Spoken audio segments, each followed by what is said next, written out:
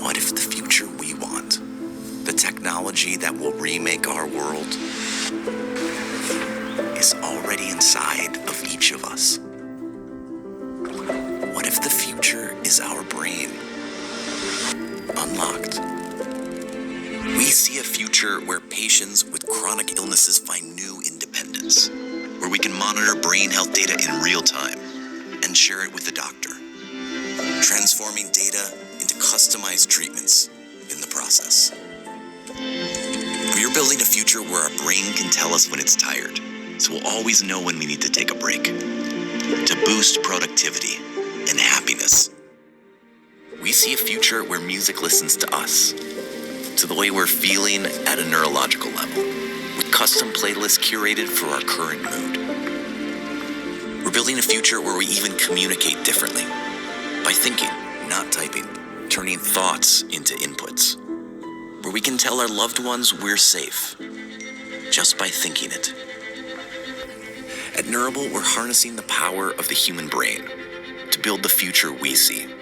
Not smaller screens and thinner bezels, not more technology, more human technology. We believe the future is a place where technology works for us while receding into the background. At Neurable, we're not waiting for the future. We're building it into the devices we use every day. Neurable, the mind unlocked. Shalom, shalom, shalom. All praises to the Most High, Yahweh, Bahashem, Yahweh Shai, which is to say in the Paleo Hebrew, Yahweh, the name of the Heavenly Father, which means He is, Bahashem, meaning in the name, Yahweh Shai, meaning He is our salvation, who the world English calls Jesus, a so-called black man. Okay? And that was a clip that I played from this company named Neurable, and that's their latest device that they're working on bringing out, to the public. You've seen it firsthand, okay? It's a device that you wear, a wearable computer that, you can put on your head like earphones and wear it, and it can, essentially read your thoughts, okay? So we know where that's leading to. They're just using these different companies and businesses to push their product. But essentially, they already have it, already on deck. So the mark is already here. It's just waiting for that, that crisis or whatever they're gonna, use to bring it out. More likely than none, it's gonna be some type of crisis, and then they're gonna mandate it. So it's already here, and you're seeing it by the way of these commercials, these ads, it's already here. So in this commercial, what did they sell you on? The ability to text, using your thoughts, your minds. And a lot of people can see that and see how it could be, used in a beneficial way. If you have a child or something like that, a loved one, and you could text them just by using your thought, and you can connect with them. What do they call it? Telekinesis. So if your child is in danger and you need to know where they at, you could just think about sending them a message, and they can send it back to you. More convenient than pulling out your phone and texting. Okay, so you see where this is going at. It's already here, and I posted a video earlier from TED, I think it was TED Talk or something like that, where they was showing you the mind-to-mind, connections that they want to use with these brain marks. So, yeah, it's already here. It's just waiting to be mandated, okay? And they putting it in your face and getting you more familiar with it. So they're gradually, bringing you, roundabout to it. So once they do roll out with it, they have least, opposition as possible. Okay? So it's here, it's just a matter of time before they actually mandate it.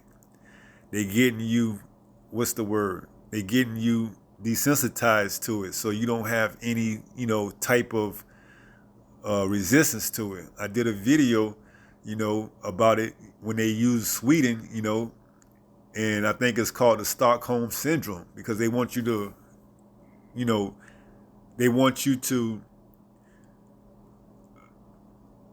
they just want you to be more familiar with it. Okay. And I did the comparison on how in Sweden, those people that were in Stockholm, Sweden, started to relate to their captors after a while of being held hostage. Well, the same thing. They're going to keep pushing this over and over until you just say, forget it, the heck with it. It is what it is. We're going to accept it. Okay. So they're looking basically to wear you down through these commercials, through these ads. That's just how they go. Okay. So it's here. And this is an article from livemint.com, and it reads, the devices that will read your brain and enhance it.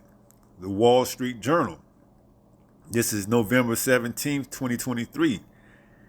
It says, in the not so distant future, because they already have everything already played out in these think tanks, they already have how they want to predict the future 5, 10, 15 years from now.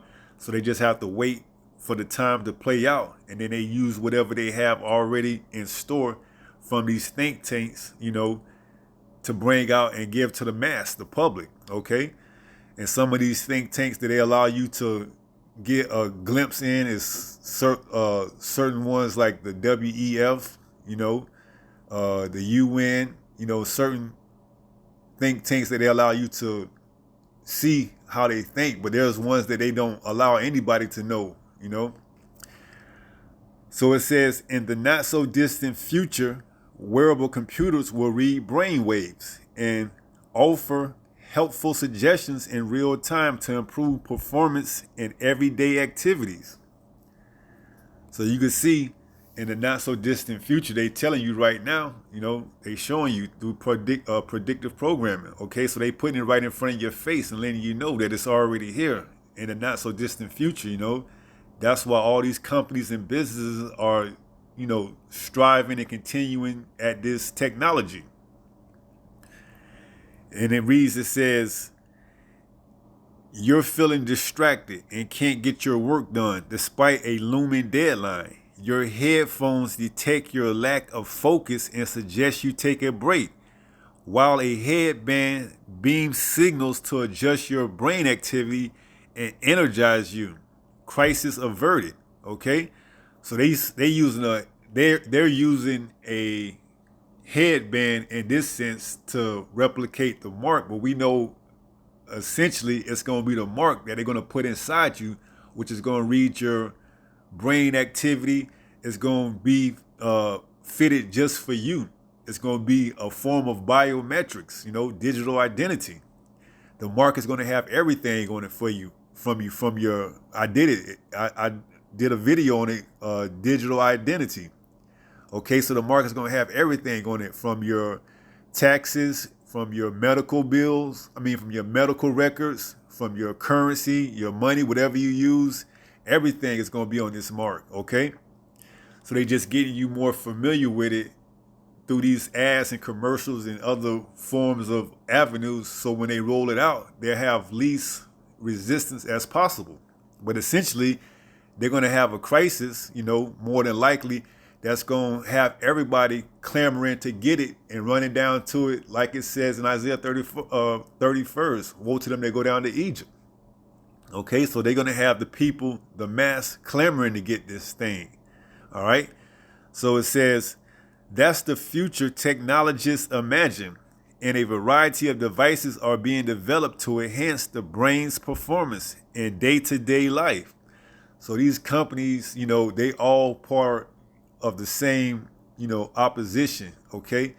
They all want to be part of this new world, what the last letter is. So they putting in their bids right now for that big government contract, but essentially they all working for the same person, all right? Esau, Edom. So the mark is already here. You seeing it in these commercials and these ads, just in general, okay? And it's been here for the longest. They've been just gradually bringing you along through these wearable devices, getting you one step closer to allowing them to put it inside your body. Okay? So they giving you the technology and getting you hooked on it, and getting you hooked on what? The convenience, making life easier, simpler. Okay? And that's what's going to sell a lot of people. A lot of people are lazy. They don't want to do the work anymore. Why read a book when you could just download it? Why pick up a phone and text when you could just think about it? Okay? It's convenience. That's going to be the thing that sells, sells to the mass, to the public. All right, so let's go and get some scriptures and then let's take it from there. Okay, this is 2 Corinthians 2 and verse 11. It says, lest Satan should get an advantage of us, for we are not ignorant of his devices. Right. And we're not ignorant of his devices because we know essentially where it's all leading to. It's all leading to the mark. So lest Satan should get an advantage of us, Satan being the adversary, of the Most High. So lest Satan, and in this case, Satan physically, the counterpart is the so-called white man, lest Satan should get an advantage of us, for we are not ignorant of his devices. So through the scriptures, we know exactly what the end game is. What is he trying to accomplish? But for the majority, he will get an advantage of them. So it says, lest Satan should get an advantage of us, for we are not ignorant of his devices. And his main device is going to be this mark that he's going to sell to the world, that it's going to be an upgrade, It's going to be an upgrade over everything that you have and knew leading up until this point. And you've seen the commercials. I've been put a couple of videos up, It's right in front of you. They put it right in front of your face. Okay? So this is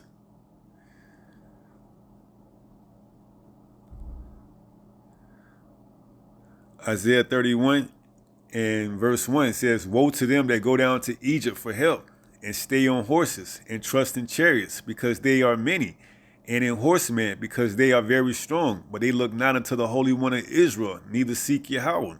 Okay?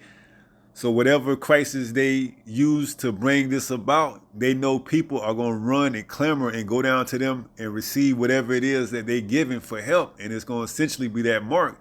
And it says, woe to them that go down to Egypt, Egypt being the modern day, system that we are under right now, which is this Roman Empire, this beast system, revamped and coming back in the under the American rulership, this Western this Western philosophy, woe to them that go down to Egypt. Okay, for help. And stay on horses and trust in chariots, because they are many, and in horsemen, because they are very strong. But they look not unto the Holy One of Israel, neither seek Yahweh. Okay, because people are going to want, instant gratification. They're not going to, want to suffer and go through what it takes to get to the kingdom. Okay, they're going to have what?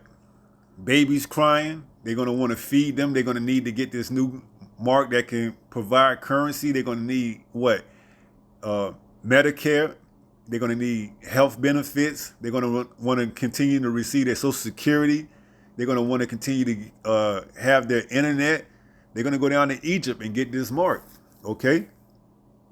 And woe to them, because that's destruction. Whoever receives that, pursuant to Revelation, the 14th chapter, the 10th verse. The same should drink of the cup of the indignation.